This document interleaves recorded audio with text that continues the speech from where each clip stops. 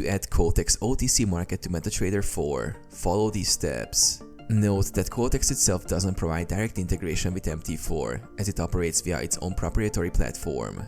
However, you can still access similar markets through MT4 by connecting to an appropriate broker or by using a custom bridge if you are looking for OTC markets within MT4. Choose a compatible broker. To use MT4 for OTC trading, you will need a broker that supports OTC markets and integrates with MT4. Some brokers provide OTC trading options and offer MT4 integration. Ensure the broker offers OTC access via MetaTrader 4. Install MT4 on your device. If you don't have MT4 installed, download and install it from your broker's website or the official MetaTrader site. Open a trading account. Sign up for an account with a broker that offers OTC markets on MT4. Complete the necessary steps to verify your identity and deposit funds. Add the broker's server to MT4. In MT4, go to File, open an account and enter your broker's server details.